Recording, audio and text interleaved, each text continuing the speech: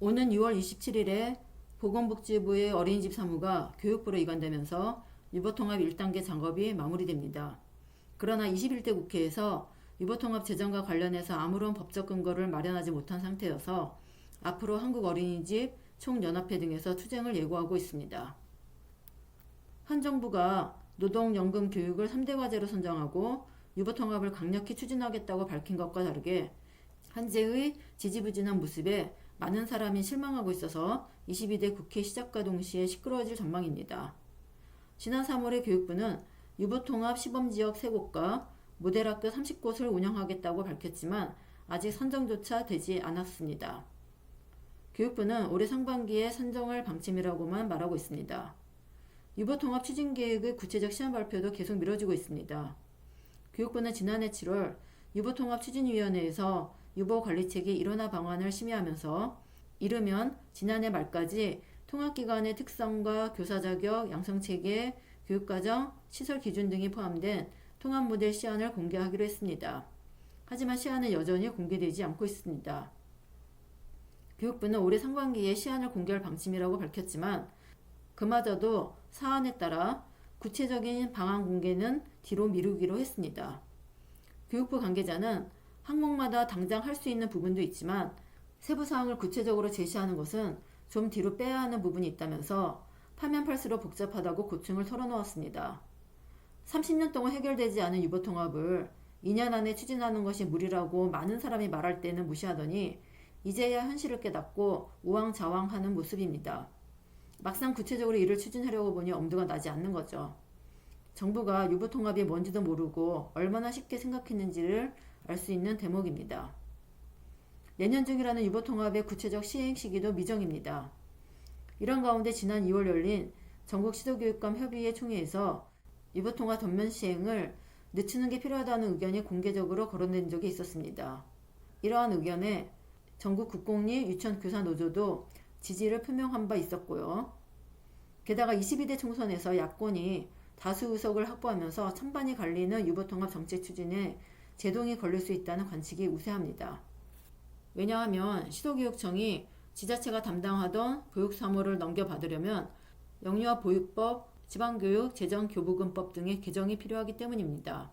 즉, 법적 근거가 없으면 예산이나 인력을 넘겨받을 수 없기 때문에 법 개정이 우선인 겁니다.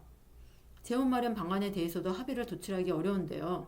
추가 비용을 교육청 예산인 지방교육 재정교부금만을 활용할지 아니면 국고도 함께 활용할지 등을 두고 여야 입장차가 있기 때문입니다. 유보통합 운영비나 인건비를 위한 예산을 따로 마련하기 위해 유보통합 특별회계법을 통과시키기도 쉽지 않고요. 그래서 한국어린이집 총연합회 등에서는 국회를 압박하기 위해 투쟁을 예고하고 있는 겁니다.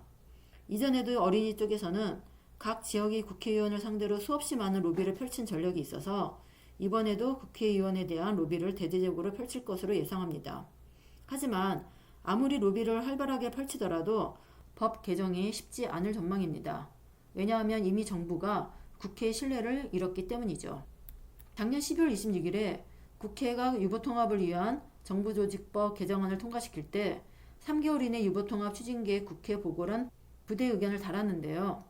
정작 3개월이 지난 다음에 제출된 보고 문건이 부침 자료와 차례 등을 빼면 본문이 겨우 5쪽밖에 되지 않는 맹탕이었습니다. 그래서 당시 야당 국회의원들이 심하게 비판한 적이 있었습니다. 이렇게 행정부가 입법부를 무시하고 뒤통수를 친 적이 있기 때문에 정부가 원하는 대로 법 개정이 이루어질 가능성이 매우 작을 것으로 보입니다. 더군다나 예산과 관련된 법은 여야 모두 매우 민감한 사안이어서 쉽게 개정되기 어렵습니다. 법이 개정되고 시행되려면 최소 2년이 걸릴 것으로 예상하고요. 결국 유보통합 전면 시행 시기를 2년 정도 미루는 게 필요하다는 시도교육감 협의회의 의견대로 진행될 가능성이 커 보입니다. 이런 와중에 전국 교직원 노동조합은 9일에 유보통합 추진단과 면담하고 10일에 유보통합 졸속 추진에 대해 강력한 항의 입장을 발표했습니다. 유보통합 추진단이 모델학교 운영은 유보통합을 구현하기 위한 과정이라서 통합 시안과 다를 수 있고 시안 발표 시기도 정해지지 않았다고 답변했기 때문입니다.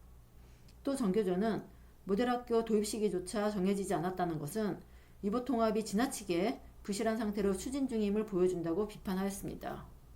정교조는 교육부의 답변이 현장과 소통하려는 의지가 없음을 보여주고 정책 주무부처로서 더없이 무책임한 태도라고 지적했습니다. 이렇게 유보통합 시험 발표를 계속 연기하고 있으니까 현장 의견을 수렴하지 않고 유보통합 전면 도입을 졸속 강행하려는 꼼수가 아니냐는 비판이 쏟아지고 있습니다. 정교조는 앞으로도 지속해서 연담과 정책 점검을 진행하면서 졸속 유보통합의 강행을 저지하고 유아교육 공공성 강화를 촉구하는 행동에 나설 계획이라고 밝혔습니다. 현장과 소통하지 않는 정부의 무책임하고 무능한 모습에 유아교육 현장은 실망감을 감추지 못하고 있습니다. 하루빨리 정부가 현장과 소통하면서 유보통합에 관해 명확한 지침을 마련하는 것이 필요합니다.